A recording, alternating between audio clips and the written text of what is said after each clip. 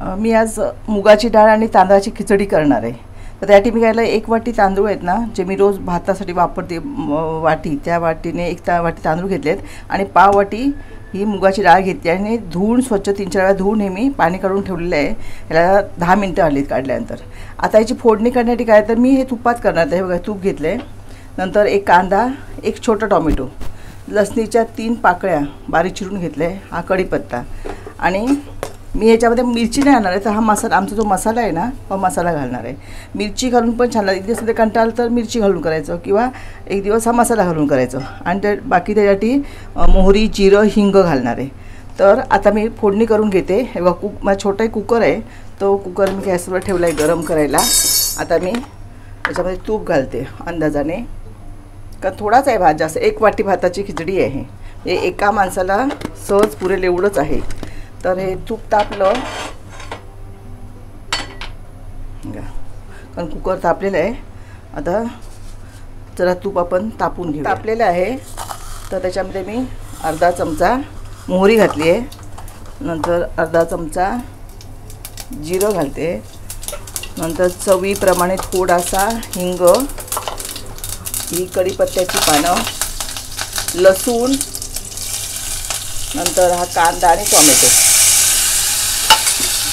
जरा गॅस कमी करून ना मी चांगलं हे परतून घेणार आहे। आणि ही खिचडी बघा, एक घरी समजा एखादं कोण असेल आणि जेवण करायचा कंटाळा आला तर आपण ही खिचडी करू शकतो। आणि तुम्ही वाटतं ह्याच्यामध्ये तुम्ही मटार घालू शकता, बटाटा पण तुम्हाला आवडत असलेला बटाटा घालू शकता तुम्ही ह्याच्यामध्ये। तर आणि असं मटार आणि बटाटा घातला ना तर खूप छान लागते। आणि मसाला म्हणजे जसा फोडणीचा भात आपण करतो ना त्या पद्धतीने होऊ शकतं। तर आता हे जरा कांदा आणि टोमॅटो तापल्यानंतर मी ह्याच्यामध्ये हा मसाला घालणार आहे। मी तुम्हाला सांगितलं मिरची घालून सुद्धा होतं, पण आज मी मुद्दाम मसाला घालून करणार आहे। नंतरच्या वेळेला तुम्हाला मी मिरची घालून दाखवेन। तर आपल्या चवीप्रमाणे तुम्हाला किती तिखट हवं ना त्याप्रमाणे मसाला घालायचा। नुसती मिरची पूड घातली तरी चालते। मी हा आमचा रोजचा जेवणातला मसाला जो आहे मालवणी मसाला तो घातला आहे।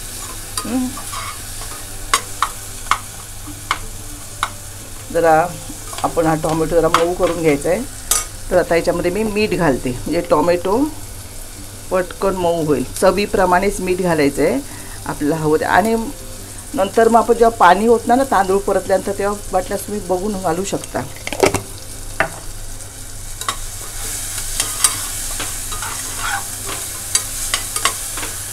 आता मी हे धुवून 10 मिनिटाले तांदूळ ठेवले ना ते घालते। चांगलं हे परतून घ्यायचं आहे।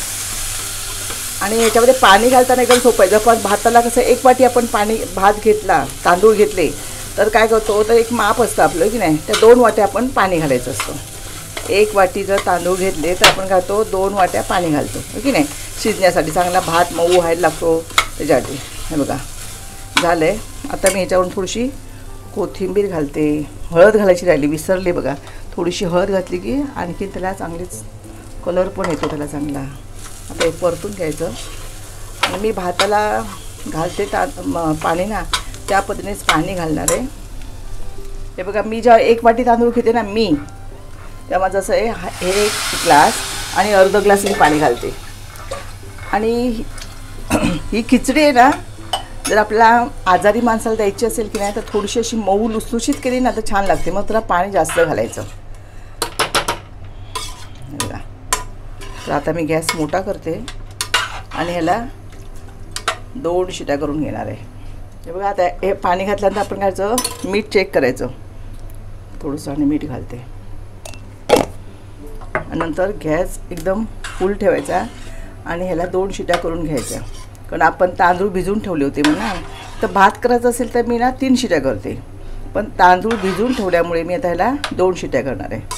हे बघा एकदम सोपी झटपटीत, समजा बॅचलर कोण राहत असेल तर त्यांना करायला ही पटकन अशी बाहेरचं खाऊन कंटाळा आला की घरात खिचडी करून खायची। तर आता मी कुकरचं झाकण लावते आणि ह्याला 2 शिट्या करून घेते। ही लहान होते तर 2 शिट्या, ह्याला 2 शिट्या झाल्या आहेत। आता मी गॅस बंद करते आणि नंतर थंड झाल्यानंतर तुम्हाला दाखवते। बघा कुकर आता थंड झालं आहे, आपण बघूया भात।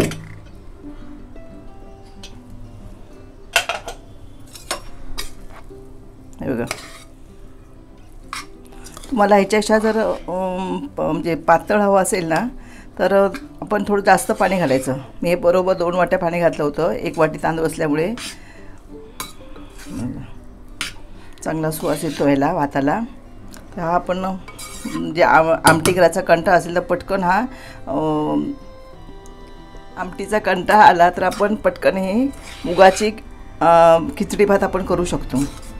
आणि चांगलं ह्याच्यावर लोणचं घेतलं किंवा दही घेतलं तर त्याच्यावर खायला हा खूप छान लागतो. तर अशा प्रकारचा भात तुम्ही सुद्धा करून बघा मित्रांनो. अगदी झटपट होणारा खिचडी भात तुम्ही नक्की करून बघा. आणि हा व्हिडिओ तुम्हाला कसा वाटला हे आम्हाला कमेंट करून नक्की सांगा.